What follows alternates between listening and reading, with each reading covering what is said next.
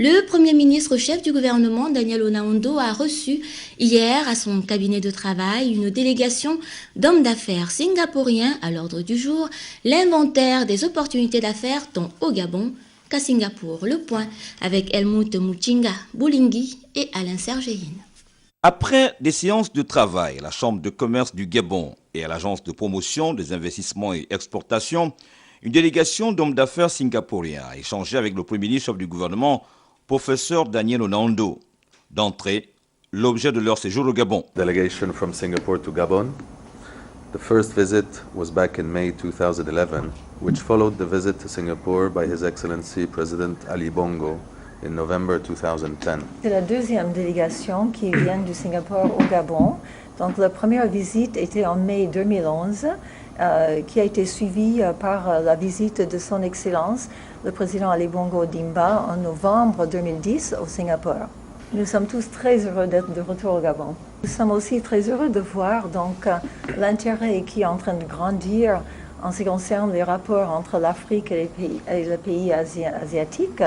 Et donc depuis 10 ans, surtout entre les pays africains et Singapour, et particulièrement entre Singapour et le Gabon.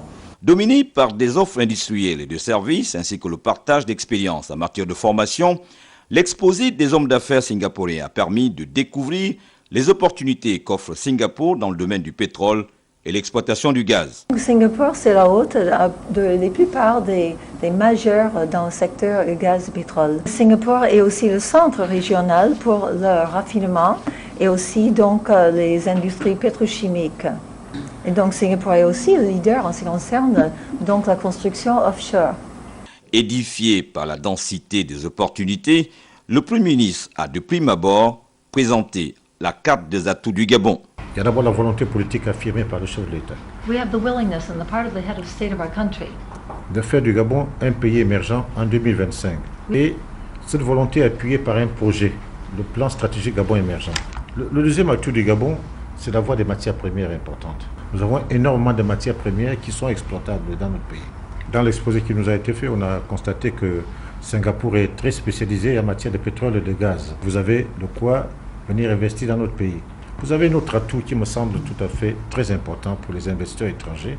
Ce que nous avons dans ce pays, la paix et la stabilité. Ensuite, et pour conclure, le professeur Daniel Onaondo s'est montré optimiste par rapport à l'avenir de la coopération entre le Gabon et Singapour. Nous voulons coopérer avec vous, c'est pourquoi vous êtes là.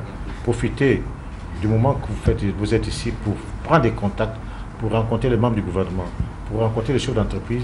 Ils seront mieux à même de vous dire la situation et politique et économique de notre pays.